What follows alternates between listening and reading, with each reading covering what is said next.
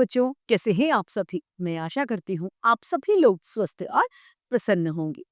आज हम हमारा पाठ वर्ण विचार को पढ़ेंगे और समझेंगे। आइए इसे प्रारंभ करते हैं। ये है पाठ 2, वर्ण विचार। आइए इसे शुरू करते हैं। यहाँ पर चित्रों में दी गई वस्तुओं में से किन्हीं 4 के नाम बोलकर लिखिए, फिर उपयुक्त स्थान पर लिखिए। जब आप चित्रों में दी गई वस्तुओं का उच्चारण करेंगे यानी बोलेंगे, तब आपके मुंह से कुछ ध्वनियां निकलेंगी। इन ध्वनियों को लिखित रूप में वर्ण कहा जाता है। ये क्या है? वर्ण कहलाते हैं। भाषा की सबसे छोटी इकाई भी वर्ण ही होती है। इसके टुकड़े या निखंड नहीं किए जा सकते। वर्ण को अक्षर भी कहा जाता है। अतः हम कह सकते हैं कि भाषा की वह लिखित मूल ध्वनि जिसके खंड नहीं किए जाते, उसे वर्ण कहा जाता है। अब है वर्णमाला। वर्णमाला किसे कहते हैं? वर्णमाला वर्णों के व्यवस्थित व क्रमबद्ध समूह को वर्णमाला कहा जाता है। हिंदी वर्णमाला के अंतर्गत अ से ह तक कुल कितने 44 यानी 44 वर्ण होते हैं। वर्ण के 2 भेद होते हैं, यानी वर्ण को 2 भागों में विभाजित किया है, स्वर तथा व्यंजन। यानी वर्ण के 2 भेद हैं। स्वरों की संख्या 11 होती है।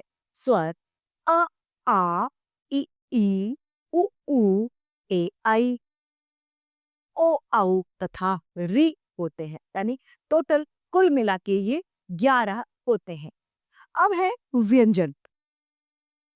व्यंजन ग वर्ग, च वर्ग, ट वर्ग, त वर्ग, प वर्ग, इनमें वर्गों में वर्गीकृत किया जाता है। क वर्ग में क ख ग घ ड़, ख वर्ग में ख ख, च वर्ग में च छ ज झ ड़, ट वर्ग में ट ठ ड ढ ण, त वर्ग में त थ द ध न, प वर्ग में प फ ब भ म।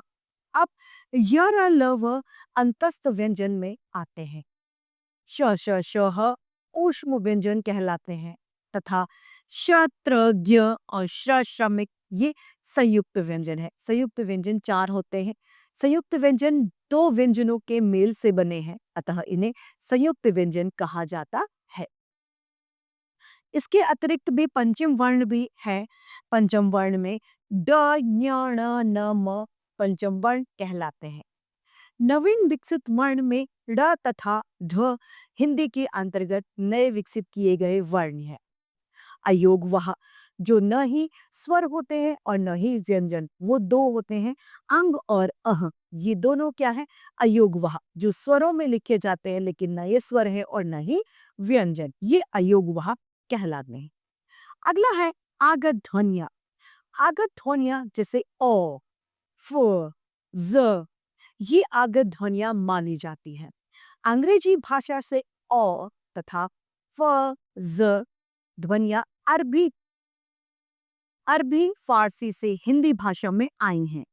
ओ का चिन्ह इस तरीके से है।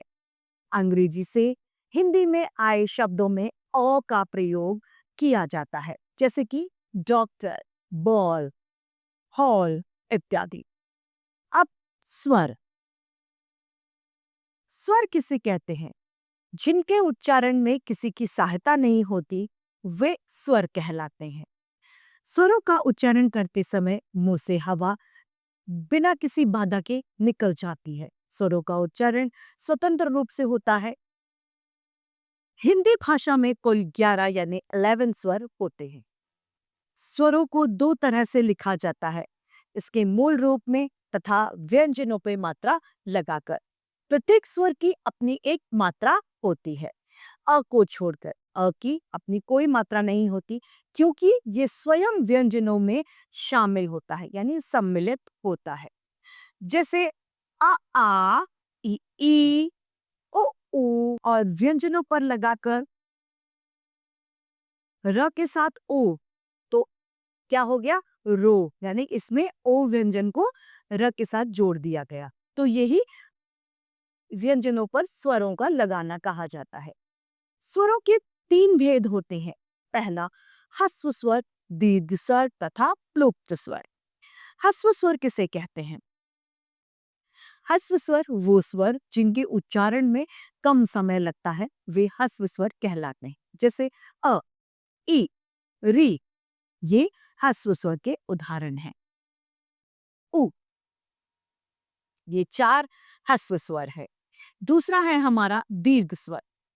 वे स्वर जिनके उच्चारण में ह्रस्व स्वर से ज्यादा समय लगता है, वे दीर्घ स्वर कहलाते हैं। जैसे आ, ई, री, आ, ई, आई, ए, ओ, औ आदि। ये कुल 7 होते हैं। इनकी संख्या कितनी है? 7। अगला है प्लुप्त स्वर। जिन स्वरों के उच्चारण में दीर्घ समय से भी ज्यादा समय लगता है, यानी ह्रस्व स्वर से दुगना स्वर समय लगता है, वो प्लुप्त स्वर कहलाते हैं। जैसे कि ओम, इसका उदाहरण है। स्वरों की मात्राएं। प्रत्येक स्वर की अपनी एक मात्रा होती है, जिसके लगने के बाद में व्यंजन के उच्चारण में बदलाव आ जाता है। अ की अपनी कोई मात्रा नहीं होती, ये स्वयं वर्णों में सम्मिलित होता है। आ, आ की मात्रा इस तरीके से लगाई जाती है और किसी व्यंजन के साथ में लगकर उसका उच्चारण बदलती है। जैसे अ, आ, ज, आज। अगला ई की मात्रा। ई की मात्रा किसी व्यंजन से पहले लगाई जाती है। जैसे ब के साथ में ई की मात्रा का प्रयोग किया तो क्या बन गया? बी, बी ना, बिना। ई की मात्रा, बड़ी ई की मात्रा किसी व्यंजन के पीछे लगाई जाती है और उसके उच्चारण को प्रभावित करती है। जैसे स के साथ में ई की मात्रा लगाई तो सी, ता, सीता। ऊ की मात्रा। उ की मात्रा किसी व्यंजन के नीचे लगाई जाती है और उच्चारण को बदलती है। जैसे क व्यंजन के साथ यदि हमने उ की मात्रा लगाई तो क्या बनेगा? कु, ल, कुल। ऊ की मात्रा। ख के साथ में यदि हमने ऊ की मात्रा को लगाया तो उच्चारण होगा खू, खूब, खूब। री की मात्रा। री की मात्रा किसी वर्ण के व्यंजन के नीचे लगाई जाएगी और उच्चारण को बदल देती है। री की मात्रा लगाते ही न के साथ जैसे हमने री की मात्रा लगाई तो क्या होगा? नृप, नृप। ए की मात्रा इस तरीके से व्यंजन के ऊपर लगाई जाती है। क व्यंजन के साथ यदि हम ए की मात्रा लगाएं तो क्या बन जाएगा? के। जैसे केवल, केवल। अगला है आई की मात्रा। यदि किसी व्यंजन के साथ आई की मात्रा लगाई जाए तो उसके उच्चारण में आई का उच्चारण आ जाता है। जैसे ब के साथ में हमने आई की मात्रा लगाई तो बई, तो बैल, बैल। ओ की मात्रा किसी व्यंजन के पीछे इस तरीके से लगाई जाती है। जैसे ही ओ की मात्रा लगाई जाएगी, ब के साथ यदि हम ओ की मात्रा लगाएं तो क्या होगा? बो, बोलना, बोलना। औ की मात्रा। औ की मात्रा व्यंजन के पीछे लगाई जाती है और उसके उच्चारण को प्रभावित करती है। जैसे बो के साथ में लगाई ऊ की मात्रा तो बौना, बौना। अब है अनुस्वार। अनुस्वार इस तरीके से लगाया जाता है। अनुस्वार का उच्चारण नाक से किया जाता है। इसका चिन्ह इस तरीके का होता है, जैसे कि कंगन, दंगल, मंगल, शंकर आदि इसके उदाहरण हैं। दूसरा है अनुनासिका। अनुनासिका को हम चंद्रबिंदु भी कहते हैं। इसका उच्चारण नासिका, नाक और गले दोनों से किया जाता है। जैसे कि सांप, चांद, हंसना आदि। अगला है तीसरा विसर्ग।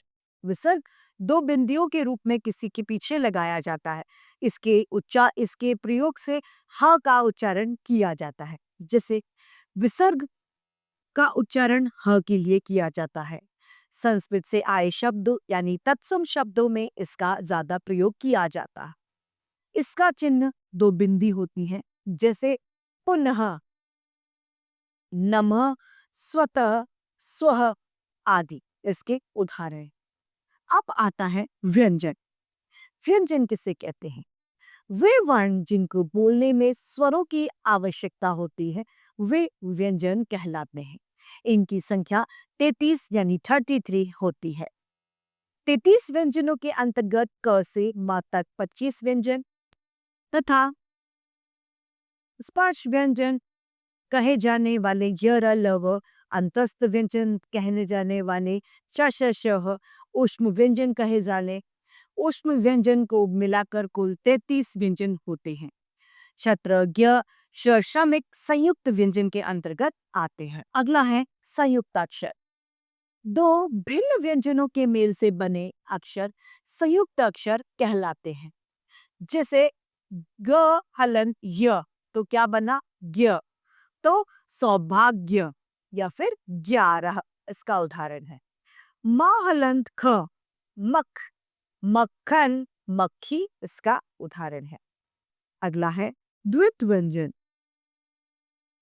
द्वित्व व्यंजन में जब दो समान व्यंजन एक साथ आए तो वे द्वित्व व्यंजन कहलाते हैं। जैसे म हलंत म, मम, अम्मा, कम्मा, सम्मान आदि। ज हलंत ज, जज, सज्जा, लज्जा इत्यादि। संयुक्त व्यंजन व संयुक्त अक्षर में क्या अंतर है? संयुक्त व्यंजन के अंतर्गत दो व्यंजनों के मेल से नया व्यंजन बनता है तथा दोनों व्यंजन बनकर एक नया रूप ले लेते हैं। जैसे त हलंत और र मिलकर क्या बना त्र, जिसका उदाहरण पत्र इत्यादि। लेकिन वही संयुक्त अक्षर में दो व्यंजनों का मेल तो होता है, लेकिन व्यंजनों का रूप परिवर्तन नहीं होता। जैसे क हलंत और य, तो क्या बन गया क्य, पर उनका कोई रूप नहीं बदलता। अब है र के विभिन्न रूप और इनके प्रयोग। र को रास के रूप में, पदेन के रूप में, र प्रदेन के रूप में लिखा जाता है। र रास के रूप में जब होता है तो किसी व्यंजन के ऊपर इस तरीके से लगाया जाता है। जहाँ र स्वर के बिना आता है, वहाँ र आगे वाले व्यंजन के ऊपर रस के रूप में लगा दिया जाता है। जब र रस के रूप में होता है तब इसका उच्चारण व्यंजन से पहले किया जाता है। जैसे कर्म, क ह- र हलंत म, तो क्या बना कर्म। इसी तरीके से ग र त गर्थ। दूसरा है र पदेन के रूप में। पहले रस के रूप में पढ़ा, अब क्या पढ़ेंगे पदेन के रूप में। पदेन के रूप में र एक तरीके से हलंत में होता है।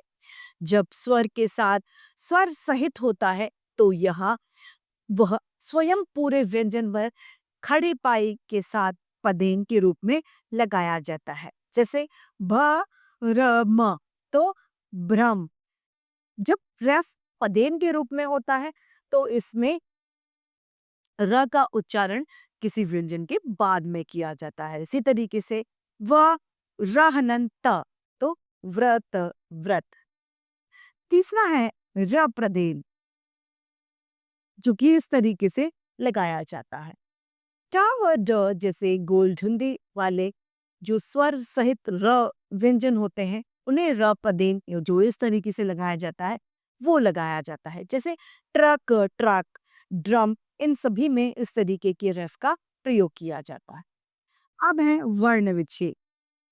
किसी भी शब्द के प्रत्येक वर्ण को अलग करके लिखा जाना ही वर्ण विच्छेद यानी वर्णों को अलग अलग करना कहा जाता है। विच्छेद का अर्थ होता है अलग अलग लिखना या अलग करना। जैसे कमल, एक शब्द है हमारा कमल, इसका वर्ण विच्छेद कैसे होगा? क हलंत अ, ल हलंत अ, ल हलंत अ और म हलंत अ, क्या बन गया कमल। अगला है लंगूर। ल हलंत अंग, ग हलंत उ, र हलंत आ, लंगूर, लंगूर। इसी तरीके से कर्ण, क पदेन, क हलंत अ, र हलंत म हलन अ, तो क्या बन गया कर्म। इसी के साथ पाठ समाप्त होता है। आइए इस पाठ को एक बार संक्षेप में दोहरा लेते हैं। भाषा वर्ण की सबसे छोटी इकाई है। वर्ण भाषा की सबसे छोटी इकाई है। वर्णों के व्यवस्थित समूह को वर्णमाला कहा जाता है। वर्णों के दो भेद होते हैं, स्वर तथा व्यंजन। स्वरों की संख्या 11 तथा व्यंजन की संख्या 33 होती है। स्वर के 3 भेद होते हैं, ह्रस्व स्वर, दीर्घ स्वर तथा प्लुप्त स्वर। अंग व अह क्या है, अयोगवाहक कहलाते हैं। ड ञ ण न म पंचम वर्ण कहलाते हैं। स्वरों के निश्चित चिन्ह मात्राएं कहलाती हैं। क्षत्रज्ञ श्रमिक संयुक्त व्यंजन है। दो अलग व्यंजनों के मेल से बने व्यंजन संयुक्त व्यंजन कहलाते हैं। दो समान व्यंजनों के मेल से बने व्यंजन द्वित्व व्यंजन कहलाते हैं। प्रत्येक वर्ण को अलग करके लिखना वर्ण विच्छेद कहलाता है। इसी के साथ ये पाठ समाप्त होता है। मैं आशा करती हूँ सभी को यह पाठ भली भांति रूप से समझ में आया होगा। आज के लिए इतना ही, फिर मिलते हैं। धन्यवाद।